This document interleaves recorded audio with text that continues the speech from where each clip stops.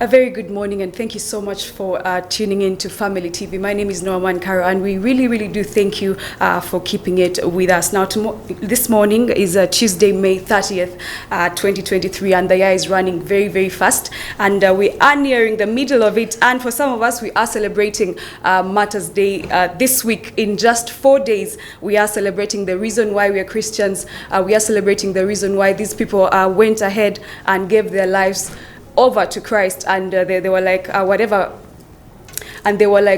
it is, we shall make sure that, of course, we die for Christ. So we are celebrating them, we are honoring them, we are doing everything for them, and so be there in Namugongo on the 3rd of June. Now, today's discussion is going to be about first the charcoal ban in northern Uganda. Remember that, that there was a presidential directive, of course, that came from the State House and put a charcoal ban in northern Uganda, because, of course, there was a report also that showed a 62% decrease in the tree covering in the northern parts of Uganda. Now, of course, to solve this problem, the government was like, you know what, let there be a stop on deforestation and all those kinds of things. In studio with me is a guest that we are going to be discussing with about these issues. His name is Counsel Kiiza Eron, Chief Executive Officer, the Environment Shield Managing Partner, Kiiza and Mugisha Advocates. Please, let's welcome him. You're very welcome on air. It's my delight to be with you, to join you on air to discuss matters of national importance. Good morning, viewers. Thank you so much. To start with, what is a presidential directive, and how does the layman understand a presidential directive? It's an order from the president, if you like. It's an order. It's a formal instruction to a target audience, maybe public servants or any other segment of society, from the fountain of honor, from the number one executive, from the one in whom authority resides in this country, executive authority, not unlimited, limited by law, but very immense power, capable of influencing things, capable of allocating resources and making many administrative decisions and orders that can actually make a difference in the life of an ordinary citizen, as long as he's issuing them within the ambit of his authority, as long as they don't conflict with the law. Then executive orders are fine. All right, let's look at the charcoal ban order in particular, especially in northern Uganda, where drought is common, and of course those people kind of need the forests that, again, they are cutting down. We remember that Honorable Dongoto was actually imprisoned or pressed charges against for this, trying to stop this particular act, trying to stop the people who are cutting down the trees, trying to stop the people who are promoting the charcoal ban in the country. Is it necessary for northern Uganda to have such a presidential directive? It has become necessary to have more interventions. If the presidential directive is what is going to make a difference, it's necessary. So whether it's necessary, whether it's relevant, whether it's timely, will depend on its implementation. It is well-meaning and an order that says stop rampant charcoal burning, an order that says stop deforestation, because climate change is the greatest threat to life on earth as we speak, and Uganda is very climate vulnerable. It is vulnerable to changes in climate and weather. As you saw in southwestern Uganda, specifically the Kigezi area, the DRC and Rwanda, parts that neighbor that area, lives were lost, homes were lost, lives were shattered of so many people because of heavy rains that are linked to the global climate crisis. And that gets worsened when we continue destroying nature. A war against nature is senseless, and humanity is bound to lose it with very little consequences. And some scientists are saying that we are already well on our way to the 6th extinction, and unless we do something to stem the decline of nature, and unless we preserve our environment, we take care of our wetlands and stop fighting them. A war against nature is a war against humanity. It is a selfish war against ourselves and our future generations. So for me, any presidential directive that is saying stop massive charcoal burning, that's preserve our environment, I support it, and it's well-meaning. The key test, though, is that Uganda is not lacking laws, orders, and so on and so forth. Executive orders, cabinet decisions, laws passed by parliament have long been ignored with impunity by well-connected cartels that are the ones eating up charcoal on a massive and commercial scale. It's not ordinary people who are behaving with impunity.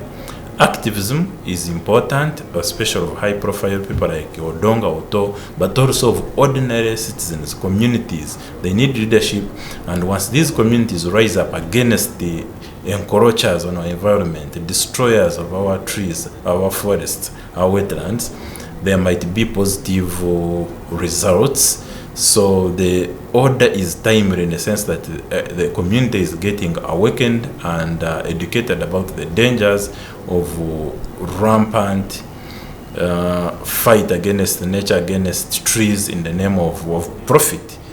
People should stop pressing profit over people's lives, over our climate, over our health, over our dignity, over our forests and wetlands.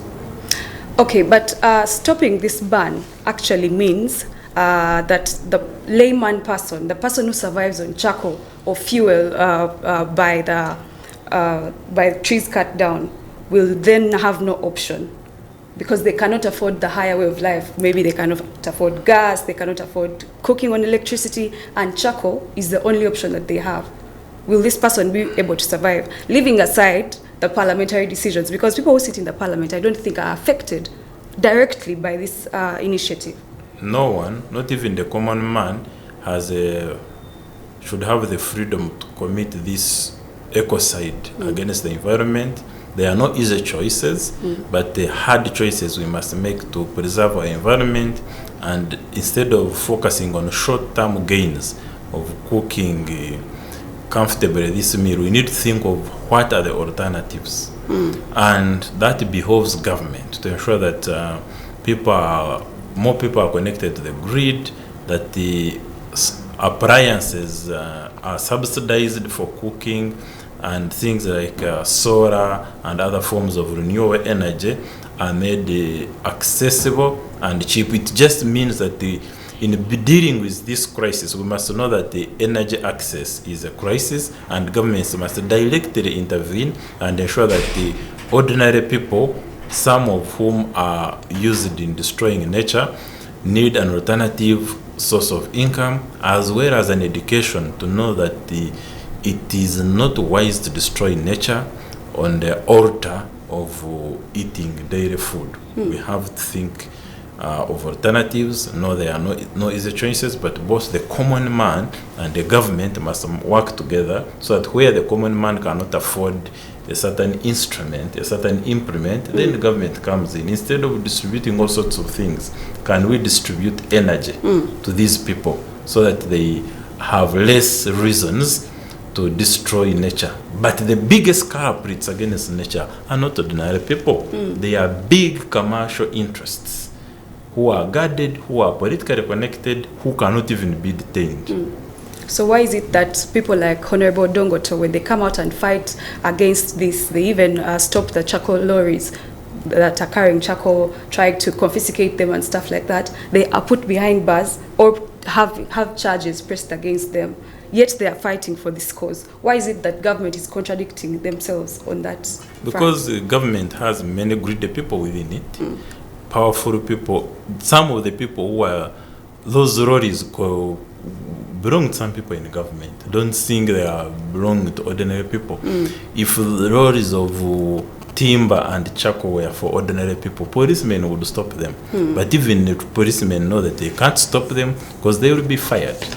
So it's a question of impunity, and President Museveni must know that the problem of charcoal is within his cabinet, is within his top military echelons, and actively focus on them beyond issuing nice orders for us to read on social media. Okay. Moving on from the charcoal ban, there's another top trending topic that I would like to ask you about. The president assented to the Homosexuality Act in the law, where the public and other stakeholders, of course, were worried that the president has taken long to sign this bill. And of course, some people were thinking, is it because of the donors? Is it because of some reasons that are behind Why the were curtains? you worried that he's taking long? Because he takes his time to sign many bills. This bill has been rushed in Parliament at No, but historic it should not speed. It should not take that long because it's a clear cut. We know as a nation for good in our country. Why are you not concerned that all laws that have been passed by Parliament are not given the same priority?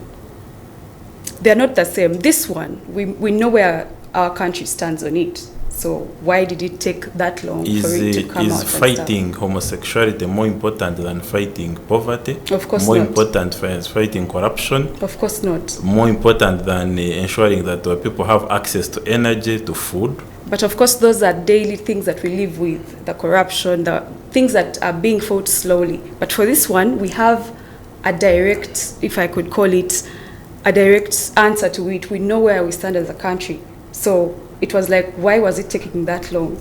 But sexuality is an individual and private matter. You don't need to tell everyone how to pray sex. You are taking the law into people's bedrooms and cheering everyone, but it is ordinary people who are going to suffer. As long as people are adults, I think neither the church nor the state should try to use the law to penetrate people's bedrooms to see which sexual styles they are going on. Whether people are doing threesomes, whether people are doing it through their anus, I think if they are adults, the president of a country should busy himself with bigger issues like climate change, foreign policy, but to drag everyone in this country is wasting people's precious time and resources into the sex. Children, of course, must be protected. No, children shouldn't engage in sex. There is culture to protect them, but also there is a law to protect them. There's a Children Act and other laws. So I believe that the people are playing politics with our privacy, with our sex, and they are dragging us along. They are whipping us into a frenzy to pretend to be doing work. MPs who have been sleeping, slumbering ever since they were elected, suddenly are rising up energetically whenever the matter of sex comes in, whether it is Namuganza's sex with her husband or the speaker's sex.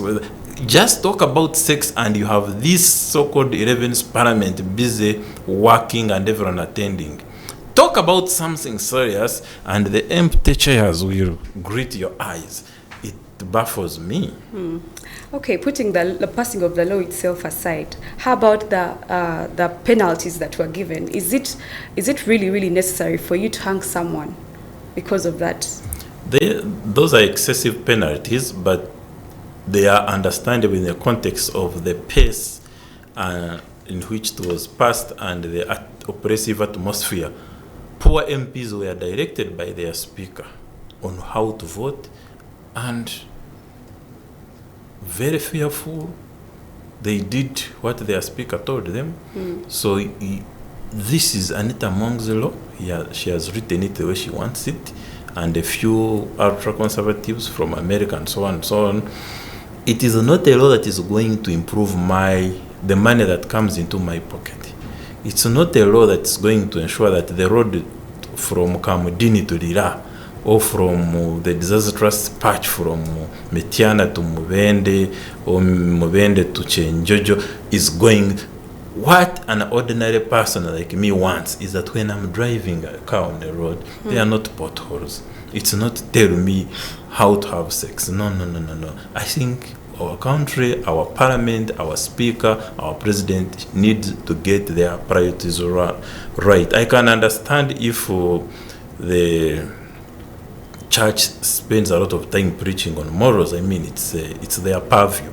But for a government, a secular government, start trying to preach us through law on the kind of sexual relations, I think they are wasting time. Yet, the mandate they have under the law, the things they should be doing, they are doing nothing. They are sleeping on the job. They are incompetent, except when it comes to legislating sex.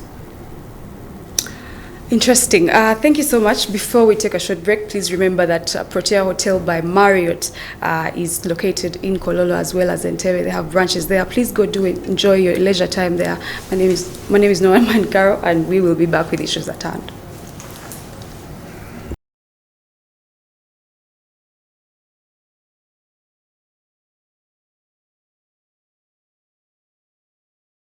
Welcome back from that short break. As I said, my name is Caro, and we are here with Counsel Kiiza Eron, discussing issues at hand, discussing matters of importance, discussing issues that affect the daily layman and, of course, our social to community life. Today, we're going to talk about the issue of Public Order and Management Act, that some bits of this act were nullified as well as some were left intact. But people have different thoughts on this particular act, and we're going to get into some of that.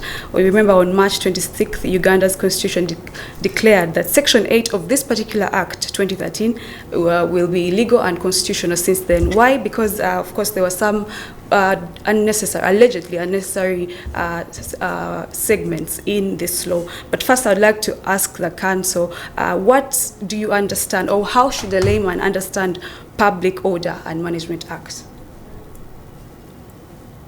Yeah, it's a law that was intended to operationalize or to regulate freedom of expression, freedom of assembly, how you petition government agencies, how you conduct processions, how you do rallies in public places. The powers that be, including the Right Honorable Prime Minister then, Amama Mbabazi, thought that they needed a law.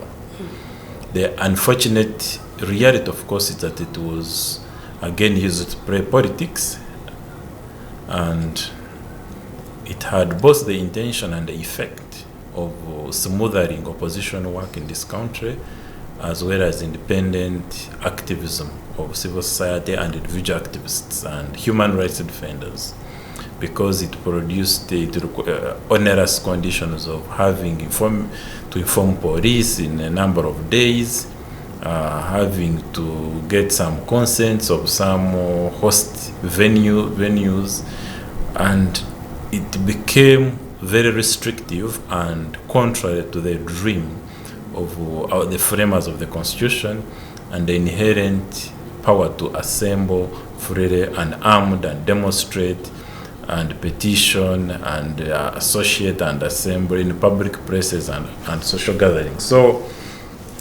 the law itself was bad, but even worse was its implementation, because while the law, even from the beginning, at least made room for not controlling social gatherings, not controlling work of political parties, artists, and so on and so forth, the implementers nonetheless used it to even stop concerts, for example, concerts of Bobby Wine, to even clamp down on work of writers, and of course even to regulate the general assemblies, annual general assemblies of political organization, which was never the intention of the law. So I said the law was bad, and but the implementation of it by especially the police and some other security agencies was even worse. Some of the provisions have progressively been knocked down by courts of law, but as long as the law exists, or as long as the police and other security agencies are desirous of stifling our rights and freedoms, they will always get a legal excuse on which to hinge their operation. So to that extent, it is not even so much the problem of the law, generally, or a specific one like POMA, Public Order Management Act, as it is the political atmosphere of the country. Once the politics are wrong, once the most powerful, the most dominant class in society decides that the other people must not air their views, must not express themselves freely, then the people on the opposite side of the ruling power, the people on the fringes of society, find themselves on the receiving end of brutal force, disproportionate force, like we have been seeing all over. So the public order management law was bad in a sense. It was meant to stifle freedom of assembly and expression, and indeed it did achieve that. But the implementation of it by police and other agencies made it even worse. And the courts have knocked off some provisions, but the pace of doing so has been slow. Of course, challenging a law is sometimes reactionary. It takes people to be personally victimized by the law for them to find incentive to expend their energy, their time and resources to challenge it. It's rare that people will just challenge a law without an immediate and compelling reason. And sometimes people think that it takes very long for court to give results. That's true in a big sense, so they give up without even trying, which is also unfortunate because people need to be tenacious in resistance to conditions, to laws and policies that damn their lives, that circumscribe their liberties. But according to how I read or understood this law myself, Section 8 gave a lot of powers to the police, first of all, to stop any disturbances, to stop disorganizations. It gave powers to police to make sure they throw out defiant people in case they are there in this particular, if there's a mass gathering, defiant people should be taken out. Basically, it was protecting law and order, meaning if it's taken away, then we have everybody throwing mass gatherings like they want. There's no security, there's no organization, there's no knowing that, of course, you're supposed to first request maybe for permission from police to hold a mass gathering and stuff like that. It has positives and negatives, but which one is better? Is it? There is no positive. Should we just have? There is no positive. Should anyone just organize rallies, for example, without any direction? It is the duty of police to protect demonstrators and not start telling them how to demonstrate, where to demonstrate. And that's where the biggest problem of police not understanding their function comes from. Demonstrating power drives inherently in every human being. When you're born and you have an issue, you want to demonstrate. Even a baby demonstrates ordinarily by crying. Of course. But if you try to stop a baby from crying, then there is a problem with you as a parent, or it's just a mistake. True. So you need to find out why is the baby crying if you're government, but not trying to stop the baby from crying. The power to demonstrate peacefully is a right of all civilized citizens, and in Uganda it is specifically protected by the Supreme Law, the constitutional provision in Article 29. No law, no police, no authority is supposed to take away that, whether through a law or through arbitrary action.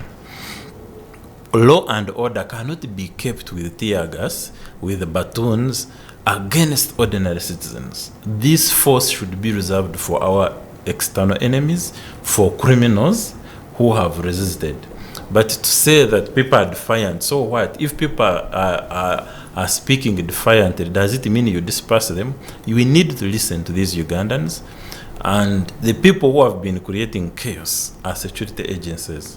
They are supposed to guard, provide security to demonstrators, and not to convict and judge demonstrators as rioters, as defiant people, and basically badmouth them, malign them, and mudslinging them. It's wrong. Police's duty is to create law and order, and there is no order in police antagonizing an armed peaceful demonstrators or trying to tell them where to demonstrate, because the issues are with the people, not the police. They are airing their personal issues. But you see, you cannot demonstrate from anywhere you like. You cannot just wake up and say, today I'm going to demonstrate from a busy place where there's people working, and you're disorganizing the peace of other people. Democracy has a price.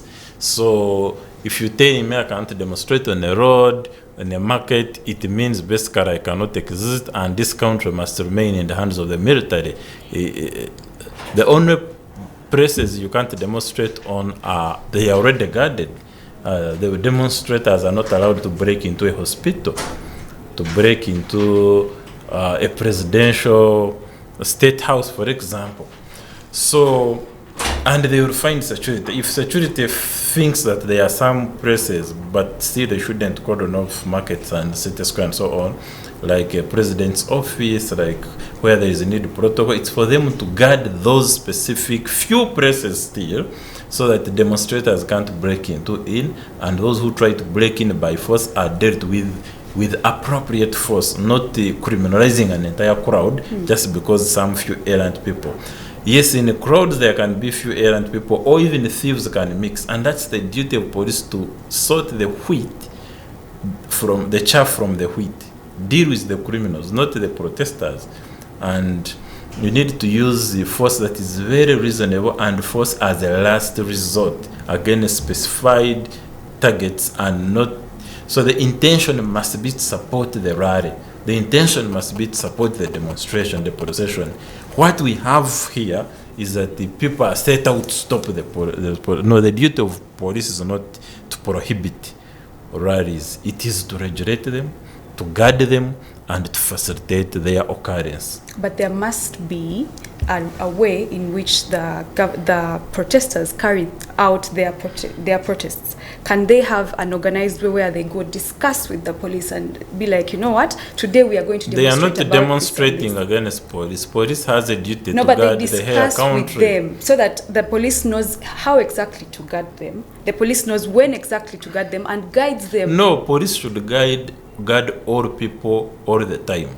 They normally claim to have intelligence information of people going to havoc, but they don't want to have they don't use that intelligence information to stop them, those who are causing havoc, and let the peaceful Ugandans go ahead.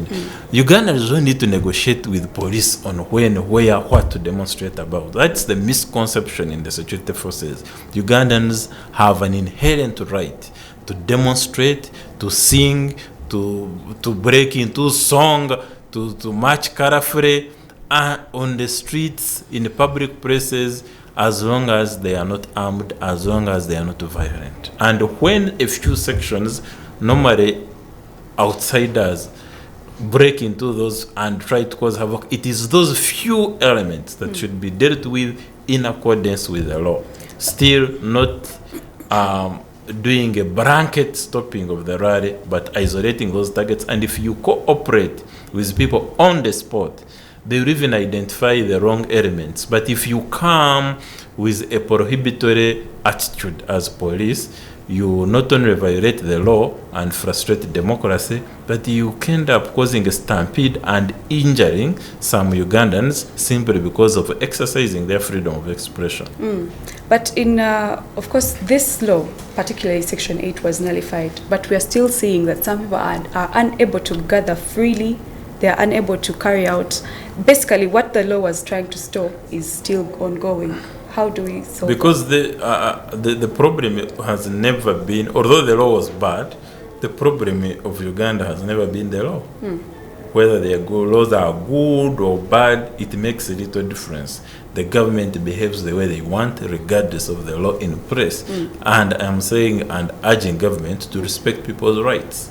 Because once a government respects people's rights, one, we don't need such a nonsensical laws as POMA, but also, even if we didn't have those laws, people would demonstrate very well. The Constitution is a sufficient guide to a competent police, because police is there to prevent crime, not to prevent politics. It is there to prevent crime, not to prevent people, activists, from doing their work, from shouting, from...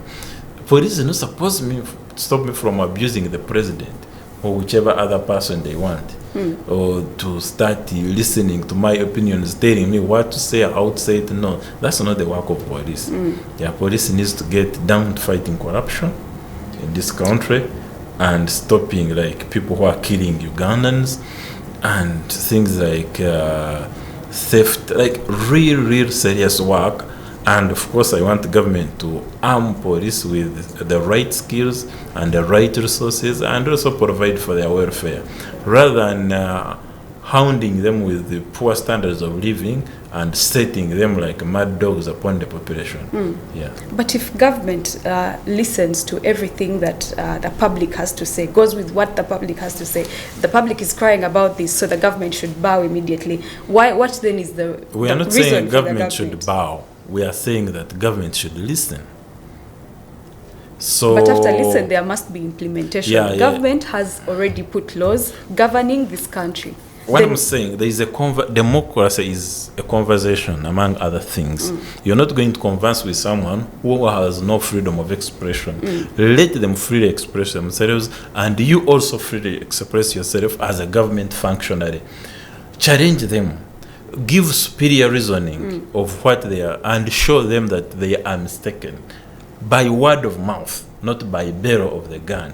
Show them that this is not the right course. Let's have intensive intellectual debates, civil debates, but not fight with fists and tear gas. So a good government has superior arguments, persuades its population into a certain course of action, rather than stopping the people from telling government what to do. It's their duty for people to tell government what to do. Government can listen, or it may not listen, but it must not stop people from airing their views.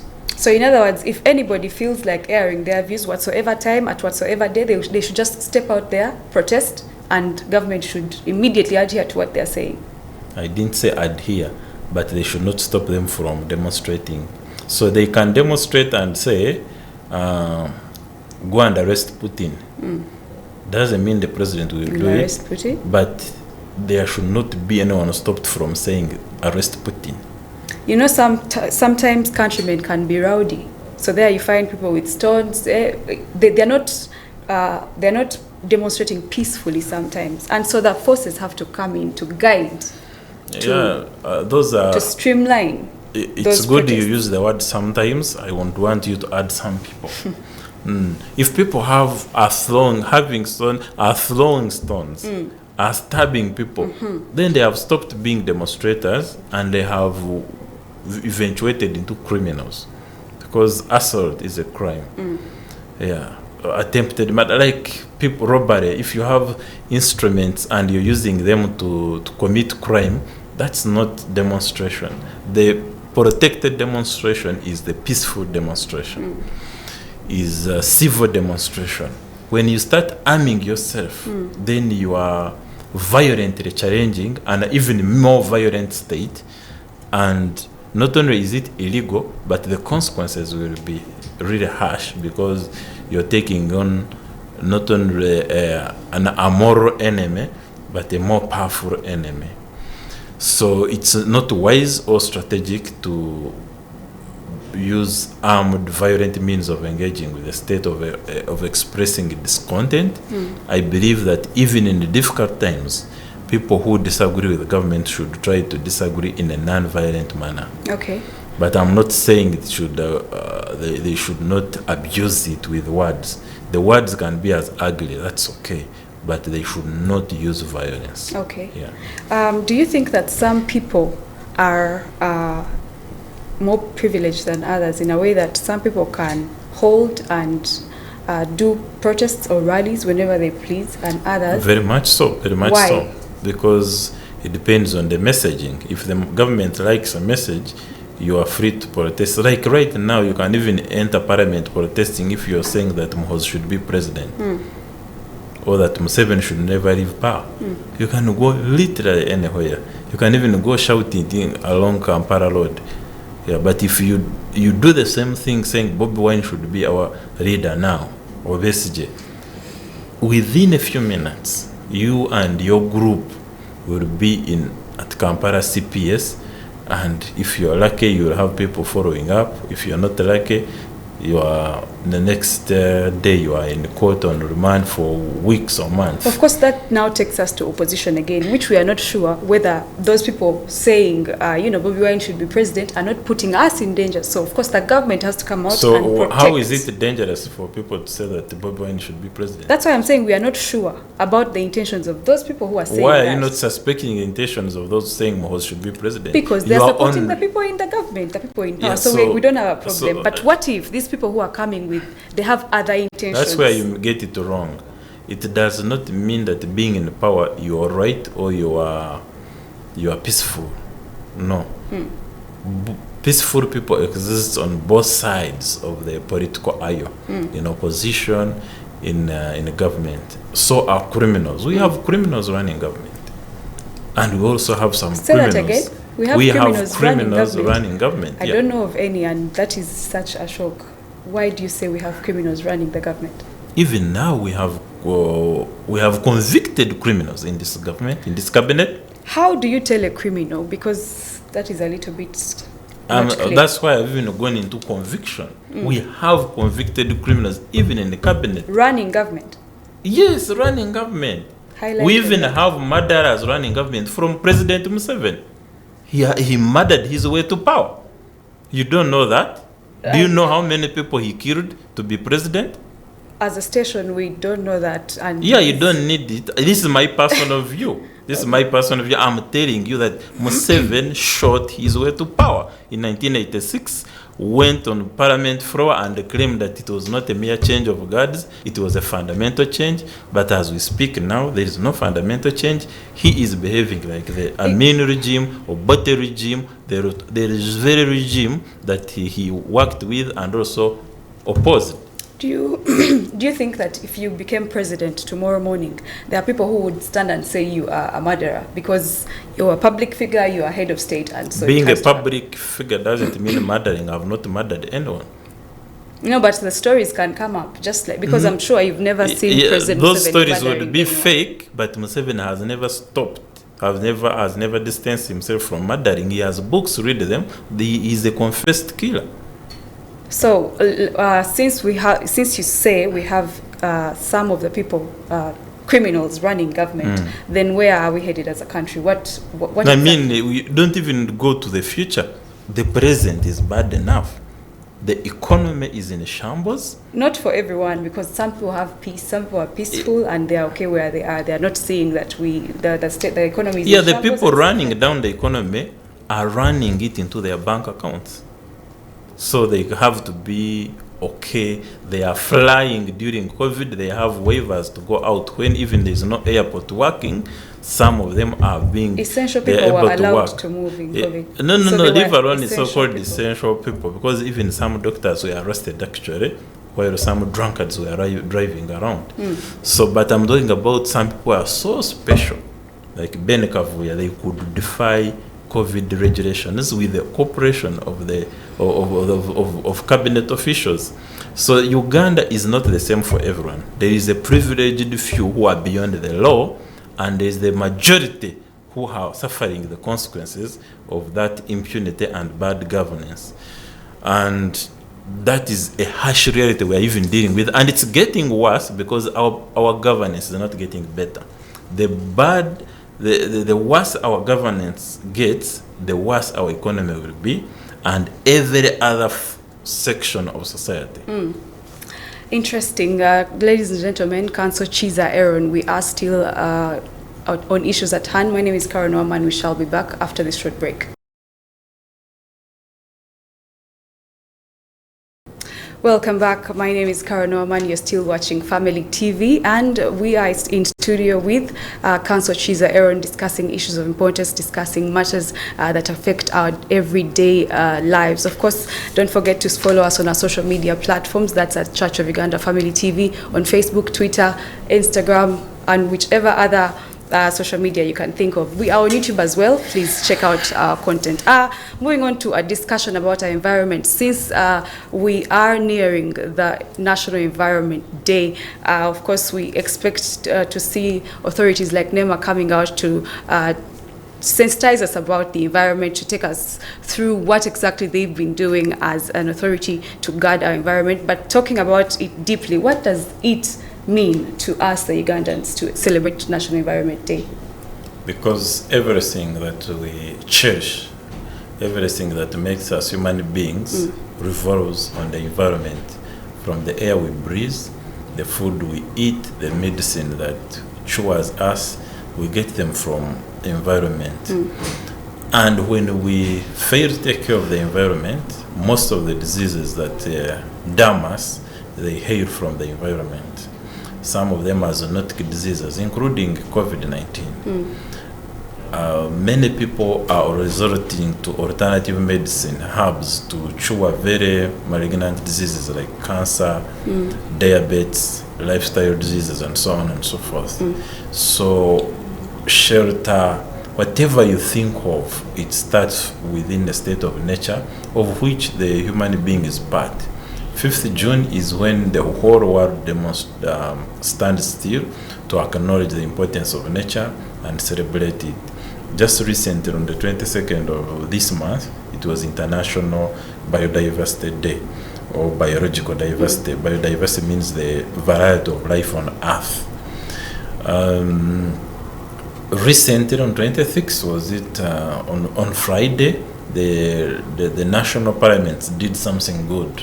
It hosted the inaugural Environment Parliament, during which issues of environment, disaster risk reduction, and energy were given, and climate finance were given a sharp focus, and some experts and young voices came together to give expression, to exchange ideas and intercourse on this very important green matter of our environment.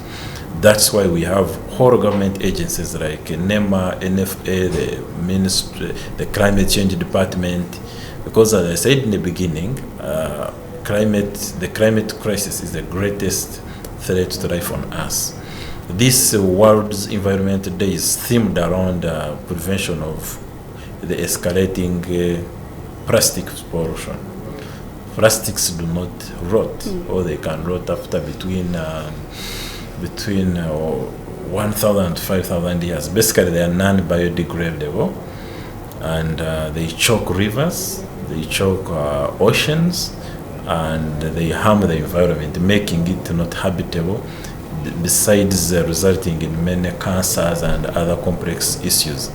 So you get it right with the environment, or with nature, or with biodiversity, and you are at the starting point of your liberty, of your health, of your happiness as a human being. Unfortunately for Kampala, environmental days have an extra relevance, because Kampala is one city which, instead of concentrating on the hills like it was initially, it went down into destroying wetlands. You have whole wetlands cemented in Kampala, and every time we have heavy rains, we have flooding, and we ask ourselves why. So we have destroyed wetlands, we have clogged channels, we have polluted with plastic and other composts, the remaining wetlands, the remaining green treasures, and we are literally cooking ourselves in the worst context of the global climate crisis, which is escalating, and we are still taking the wrong moves that will harm our health, that will harm our... If you are very observant, and the previous 5 years, even at an individual personal level, you realize they are getting increasingly warmer. So we are headed for disaster if we do not go to our nature and rebuild it. We need what we call nature-based solutions. We need to grow more trees, and those are indigenous trees, not the friends of eucalyptus and pine. Mixed species, indigenous trees that can make rain, that can attract more wildlife and be habitats for wildlife, and focus on tourism, on the things we can make money through nature, through which in Uganda is even our comparative advantage. The beauty of our scenes, our forests, our rivers is incomparable to the rest of the world. So if we focus on that area, we shield ourselves from climate shocks, but also we make money in doing so.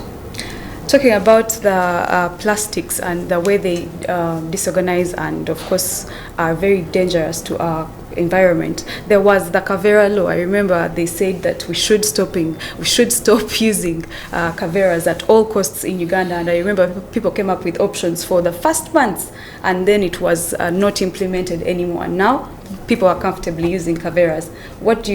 How should that law, how would it have been implemented for it to really have lasting impact and lasting results? In August last year I was in Kigali, and I spent there like a week. But there is no one can build in a wetland, and there are no Caveras. There is a generation of young people growing up not knowing these plastic bags. It is possible. Our neighbors are doing it. we can do it here. The difference is that they are following through with their plastics law. For us here, we just have a law, and it's like a declaration that we are not enforcing. And I don't know what's wrong here, but we also have a culture of having good laws and ignoring them. People are making fun of us that Uganda makes very fine laws and Kigali implements them. And so we need, in the area of environment, to enforce our laws. Our National Environment Act is very good. We have a National Climate Change Act. It's good, but it's not being implemented. We have, at a legal and policy framework, a very beautiful landscape on which to base implementation and enforcement, to protect nature, to protect environment, but we are not doing it. So instead of focusing on really unhelpful things, we need our government to focus on implementing the laws that exist to protect trees, to protect lakes, to protect rivers, to protect wildlife. Yes. There was a very interesting contribution by someone who said that Kampala is a swampy area. Most of Kampala is a swampy area. It is supposed to be swampy, but Yet the it's the swamps capital have been. city. The swamps have been. You see, a capital city can exist in a swamp in a respectful way, in a way that we don't need to work on against nature. Kampala has many hills. We could concentrate on those and then create beautiful rivers and wetlands, and which are even forested. For resting, there are things you can do in environment without destroying it. Touring it, walks, resting, riding in a demarcated way. As long as we don't harm the water, we don't harm the wetland, we keep it as a treasure that it is. Yes.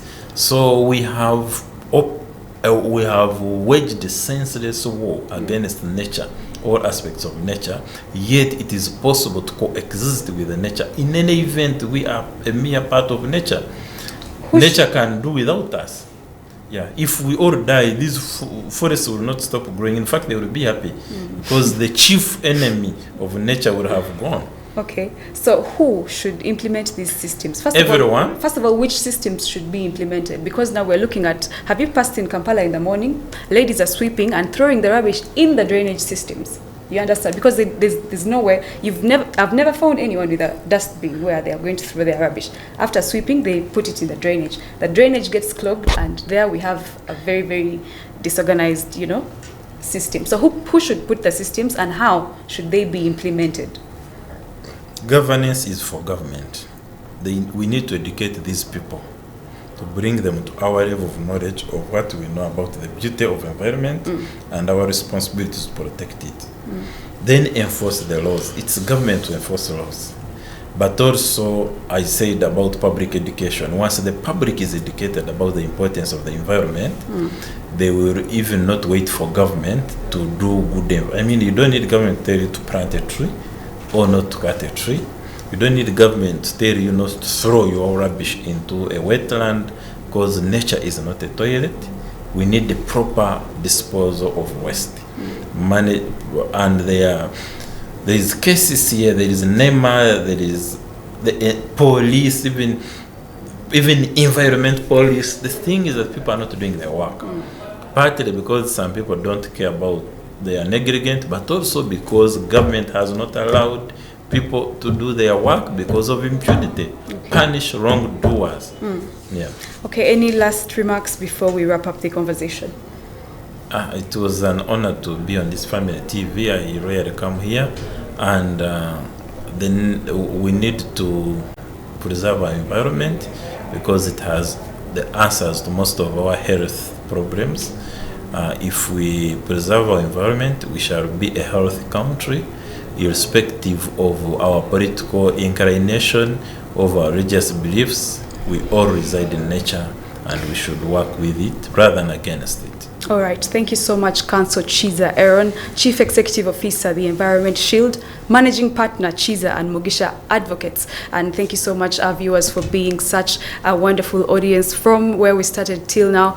This is Issues at Hand. And before I go, I would like to make an announcement that the Church of Uganda welcomes the diligent work of Parliament and His Excellency, the President, in crafting the Anti-Homosexuality 2023 Act. Now, Church of Uganda is holding a press conference to address more on this issue, and the press conference will be addressed by the Provincial Secretary of Uganda, Canon William Ogeng, who is to read the statement issued by the Most Reverend Dr. Stephen Samuel Kazimba Mgalu, Archbishop of the Church of Uganda. And our team will take us live to the Provincial Secretariat in Namirembe.